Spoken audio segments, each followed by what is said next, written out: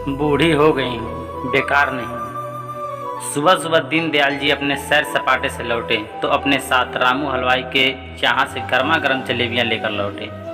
घर पहुँचते ही उन्होंने अपनी पत्नी सुधा को आवाज़ लगाई, सुधा जल्दी आओ, देखो आज मैंने तुम्हारी पसंद की गर्मा गर्म जलेबी रामू हलवाई के यहाँ से लेकर आया हूँ, जल्दी से आओ।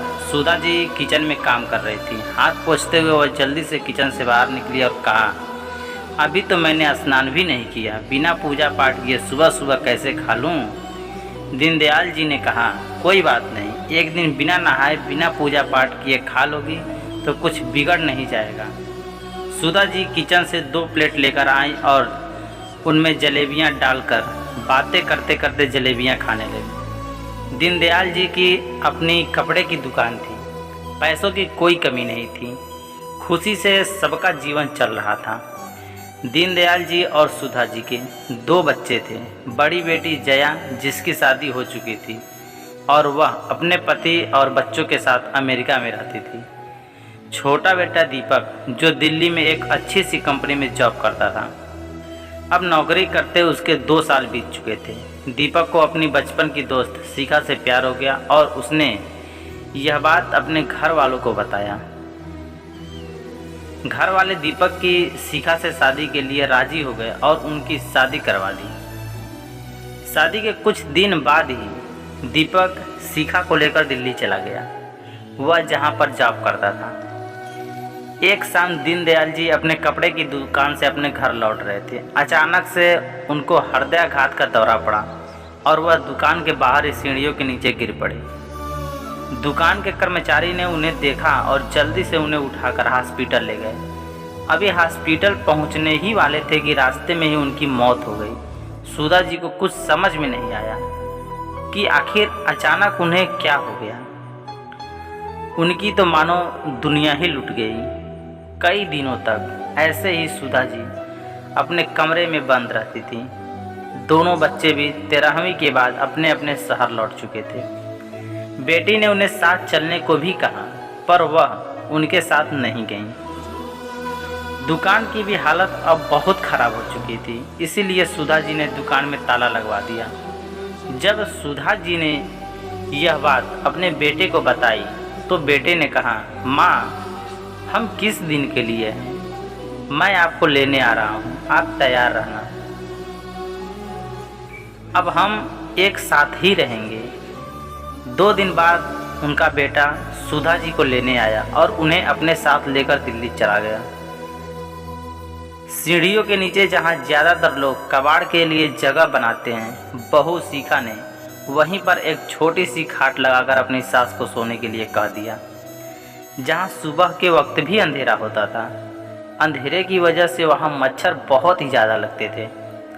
मच्छरों की वजह से सुधा जी को रात भर नींद नहीं आई। मच्छरों से परेशान अपने बेटे के कमरे से निकलने का इंतज़ार करने लगी। जैसे ही कमरे से उनका बेटा बाहर निकला, सुधा जी बोली, बेटा यहाँ दिन के समय भी अंधेरा रहता है, पूरी रात मच्छर मुझे सोने नहीं देते, अगर कोई पुरानी मच्छरदानी है तो मुझे दे दो। बेटा बुरी तरह से चीखता हुआ माँ से बोला, सुबह हुई नहीं कि आपकी फरमाइशें शुरू हो गई, सुबह सुबह टोका टोकी शुरू कर देती हो। बाबूजी दुकान पर जाते थे तब भी आप यही करती थीं, उनका भला सोचती थीं और मेरा नुकसान, कैसी माँ हो। सुधा जी बोली, नहीं बेटा, मैं तो ऐसा सपने में भी नहीं सोच सकती कि तुम्हारा कभी नुकसान हो। जीवन का सबसे बड़ा नुकसान सह लिया, अब कोई और नुकसान सहने की हिम्मत नहीं है मुझ में।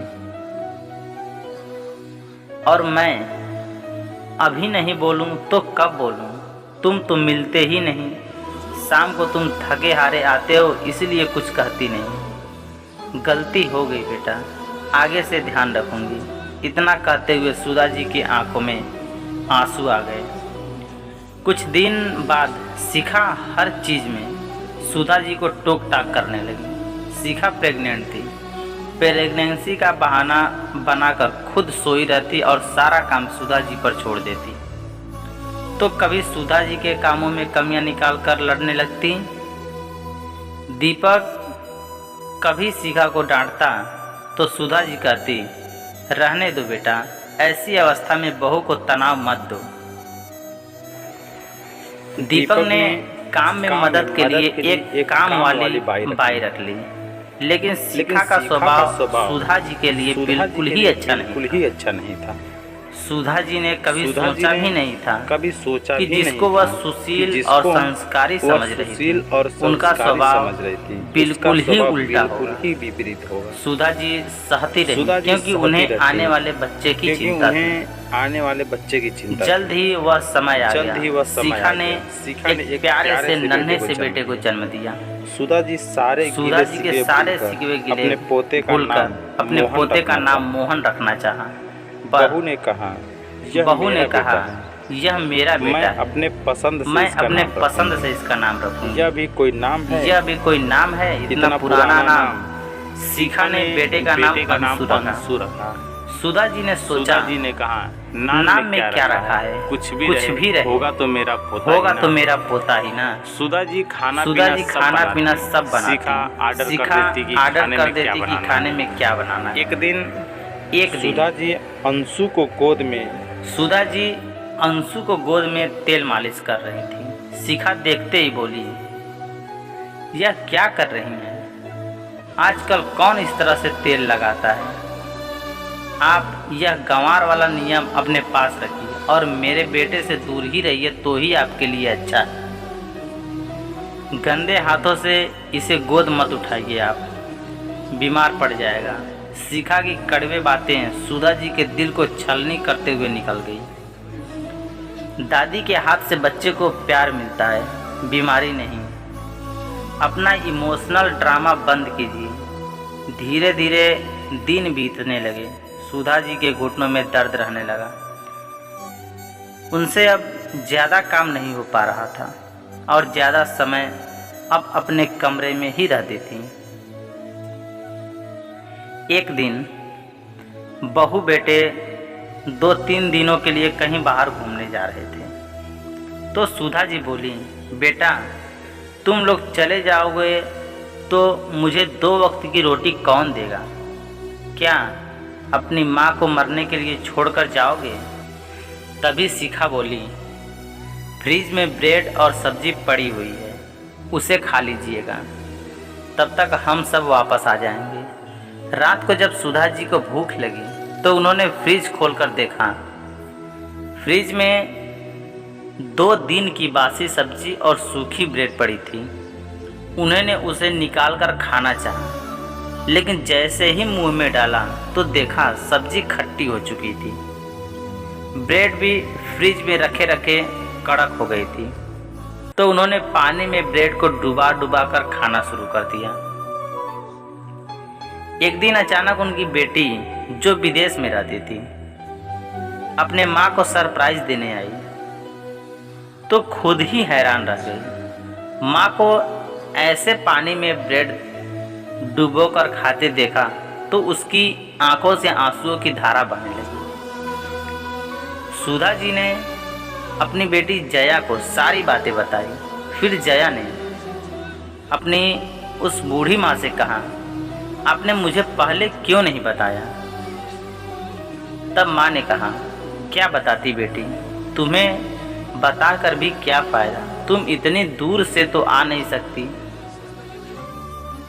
माँ, मैंने कितनी बार आपसे कहा कि आप मेरे साथ तो वहीं आकर रहिए, पर आपने कहा कि नहीं, आप यहाँ ठीक हैं। उनकी बेटी जया ने उनके लिए जल्दी खाना बनाया और अपनी माँ को आज भरपेट खाना खिलाया। तभी उनकी बेटी जया की नज़र दरवाजे पर पड़े बेटा बहू पर पड़ी। उन्होंने जैसे ही अपनी बहन को अपनी माँ के पास बैठे देखा, दीपक झट से अपनी बहन के पास आकर बोला, अरे दीदी कब आई? हमें कह दिया होता, हम एयरपोर्ट पर लेने आ जाते तुझे।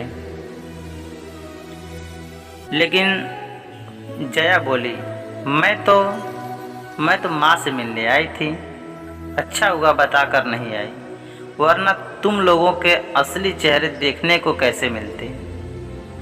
तुम लोगों को शर्म आनी चाहिए। तुम लोगों ने मेरे पीठ पीछे मेरी माँ का यह हाल कर दिया। माँ को रहने के लिए एक कमरा तक नसीब नहीं हो रहा। यह मत भूलो कि यह घर भी पिताजी ने ही लिया था और अभी भी यह घर पिताजी के नाम पर ही है, जिस पर अब माँ का पूरी तरह से अधिकार है। सुधा जी बोली, बेटा मैं तो इसे अपना घर समझ कर आई थी, लेकिन यहाँ मुझे अपमान के सिवा कुछ नहीं मिला।